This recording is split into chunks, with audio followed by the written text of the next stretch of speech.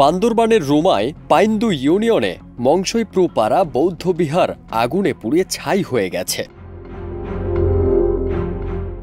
গত ৪ ফেব্রুয়ারি সন্ধ্যা ৭:৩০টার দিকে বৈদ্যুতিক তার থেকে এ অগ্নিকাণ্ডের ঘটনা ঘটেছে বলে জানা গেছে। ওই বৌদ্ধবিহার পরিচালনা কমিটির সভাপতি ও সাবেক মেম্বার চাইখেই মারমা বলেন, বিহার স্থাপনা ছাড়াও কমপক্ষে ৫ লাখ টাকার অস্থাবর সম্পত্তি ভস্মীভূত হয়েছে।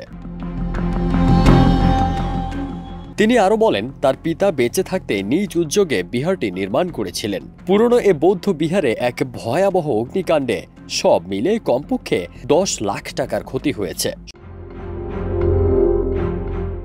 বৌদ্ধবিহারের বিহারাধ্যক্ষ ইন্দ্রাবংশ ভিক্ষু বলেন, সন্ধ্যা ৭:৩০টার দিকে বিহারের বৈদ্যুতিক তার থেকে এ অগ্নিকাণ্ডের সূত্রপাত। তখন তার শিষ্য ভিক্ষু রান্নাঘরে ছিলেন।